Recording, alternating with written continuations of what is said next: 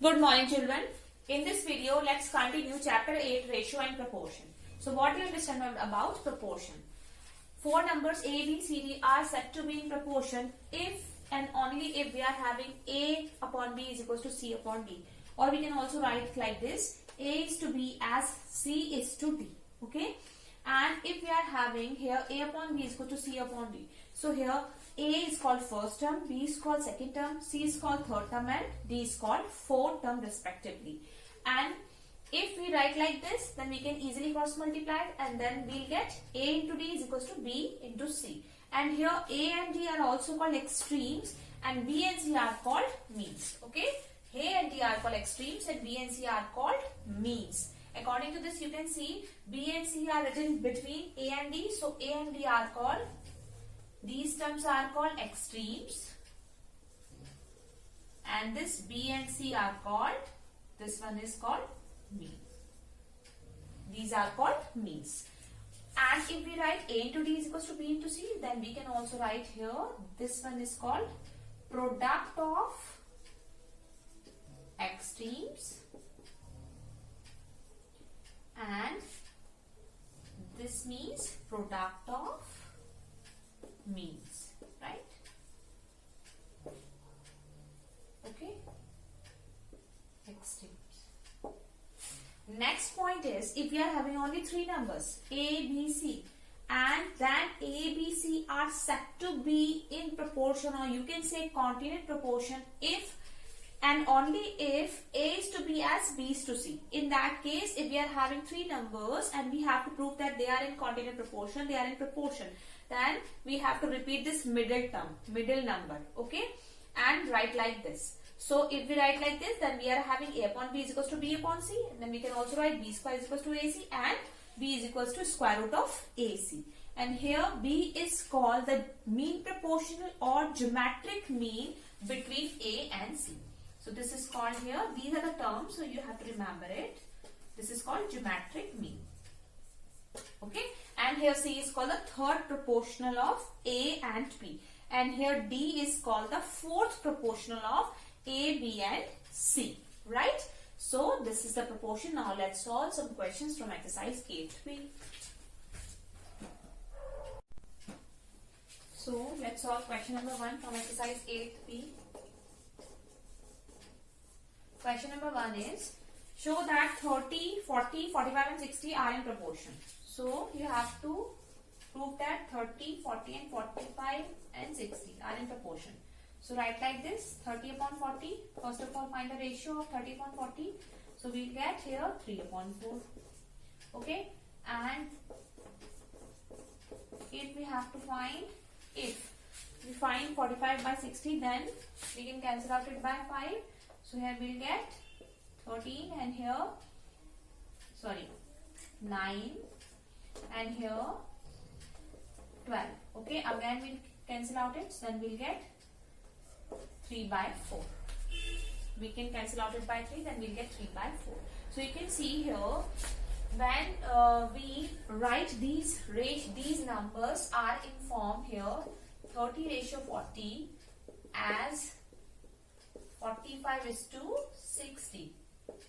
So according to this, we can easily find, we have already got that 30 upon 40 is equal to 45 upon 60, which is equal to 3 upon 4 and 3 upon 4. It means these four numbers are in proportion.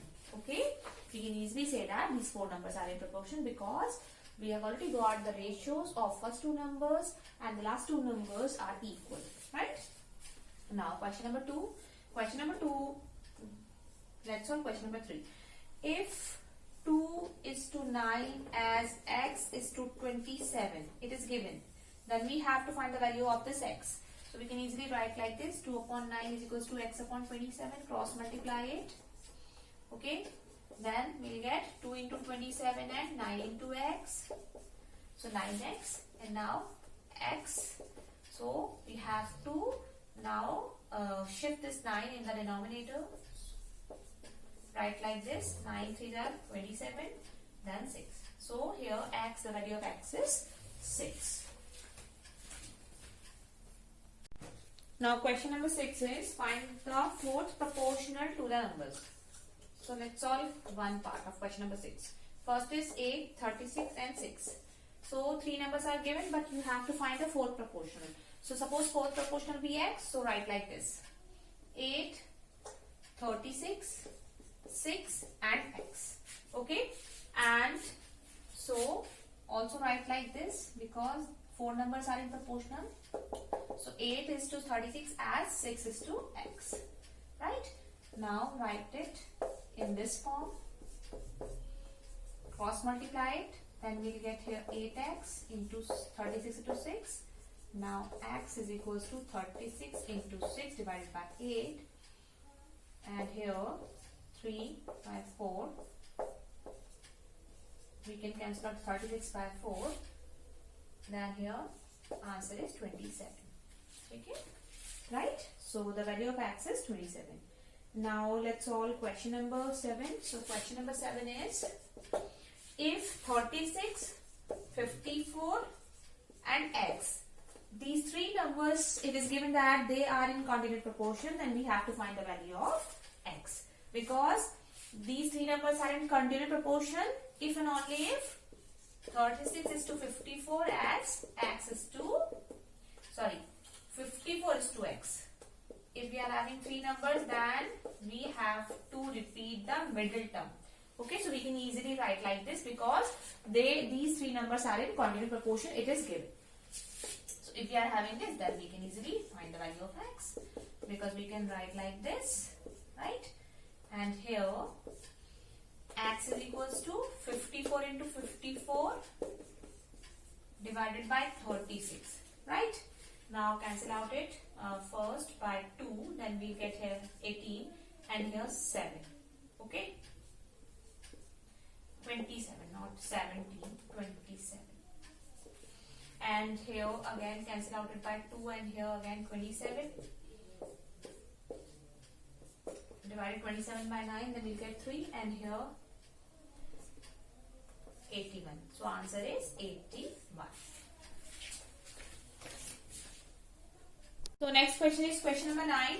In that question we have to find the third proportional when two numbers are given. So let's take first part. Two numbers are 8 and 12 and we have to find the third proportional. So let's suppose third proportional be x. So we are having three numbers like this. So in that case we have to find this value of x. So we can easily repeat the middle term and write like this. Then because these three numbers are in proportion, we have to find the third proportion which is x here. So we can write like this, 12 upon x. Now cross multiply it and then we'll get 12 into 12 by 8. So here cancel out it by 2, then he will get here 6 and 4. Now the value of x is 18, right? Let's solve one more question. Question number 10. Question number 10 is if the third proportional to 7 and x is 28. It means we are having these two numbers 7 and x, and the third proportional it is given that it is 28. Then we have to find this value of x. So these three numbers are in continued proportion, and here third proportional is 28. So we can easily write like this. In that case we have to repeat the middle term and write like this. Then we can easily solve it. Now here cross multiply, then we get x squared is equals to 28 into 7. When we multiply this 7, so here 196. Okay, and this 196, this one is the square of 14. So the answer is x is equals to 40. The value of x is 40. And the remaining questions you can easily solve it. And yes, I will also send you the PDF file. Thank you.